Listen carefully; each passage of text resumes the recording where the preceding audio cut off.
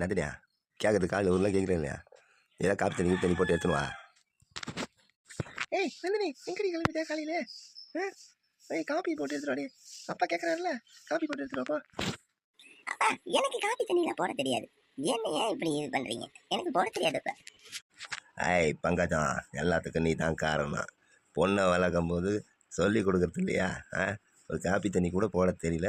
இத்தனை வயசாகிறதுக்கு ஒன்றும் தெரியலன்னுது. என்னடி பொண்ணு வளர்த்துருக்கீங்க? உதவாங்க சொல்லிட்டேன். நாளைக்கெலாம் சொன்னால் கரெக்டாக போட்டு எடுத்துகிட்டு வரணும்.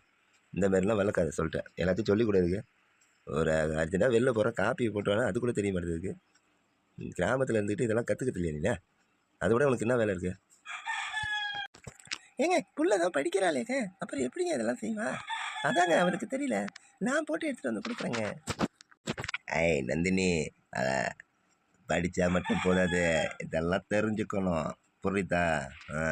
பங்கஜா, நீ போய் காப்பி போட்டு எடுத்துனுவா. நந்தினி, இப்போ எங்கே நீ கிளம்பிட்ட சொல்லு. போயிட்டு வரேன்ப்பா. சரி, ஓகே கண்ணு, பார்த்து போயிட்டு வா. என்ன உன் கூட யார் யார் வர்றா? என் கூட நமிதாவும் பானுபிரியாவும் வராங்க. சரிம்மா, போயிட்டு வா. உருப்படாதவனே. தண்டச்சோறு. மூஞ்ச பற்றியாது பனியன் போட்ட பண்ணி வாடகைக்கு. யாரை பற்றி கேட்குறேன்? அப்பன் மரியாதையோட பார்த்தா ரொம்ப ஓவரா பண்ணுறீங்க. யாரை பார்த்து பனியன் போட்ட பண்ணிங்க? என்ன ரொம்ப ஓவரா பார்த்துறீங்க? ரொம்ப ஓவர் யாராவது? ஏடா நேற்று நைட்டு ஃபுல்லாக எங்கடா போயிட்டு இருந்தேன்? உன்னை கேட்க விடான்னு பார்த்தா ரொம்ப டார்ச்சர் பண்ணிருந்தேன். நைட்டு ஃபுல்லாக எங்கடா போயிட்டு இருந்தேன்? புரியாது. என்னையாப்பா சரி பாப்பா. சரியாப்பா, கோவப்படாத. எதுக்கு கூப்பிட்டேன்? என்ன மேட்ரு சொல்லு. ஏங்க புள்ளைய திட்டிகிட்டே இருக்கீங்க? உங்களுக்கு அறிவே இல்லைங்க. புள்ள எவ்வளோ கஷ்டப்பட்டு இருக்கான், அவனை போய் திட்டிகிட்டே இருக்கீங்க. மங்க, எல்லாத்துக்கும் நீ தான் காரணம். அவனை முடிஞ்ச வரைக்கும் சப்போர்ட் பண்ணி என்னை பேச விடாமல் பண்ணிடுறேன். நீ நடக்கட்டும், என்ன பண்ணி தண்டச்சோறு, போய் சின்ன ரெஸ்டாரண்ட்டில் போயிட்டு எனக்கு ஒரு சிக்கன் பிரியாணி வாங்கிட்டு வாடா.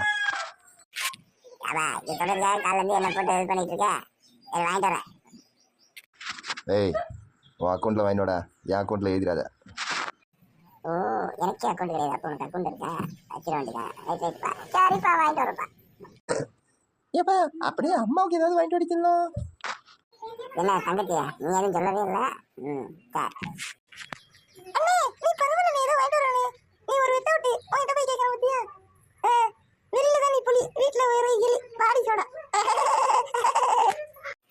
நக்கலா பத்தி உனக்கு. சரிப்பா. எந்த கடையிலடா பிரியாணி வாங்கிட்டு வந்த? அப்பா நீ சொல்லியாப்பா, சைனா ரெஸ்டாரண்ட் அந்த கடையில தான்ப்பா வாங்கிட்டு வந்தேன். என்னது சைனா ரெஸ்டாரண்டா?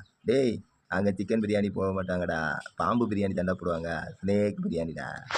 அப்பா நீ தானப்பா சொன்ன பிரியாணி வாங்கிட்டு வா சைனா கடையில், அதான் வாங்கிட்டு வந்தேன்.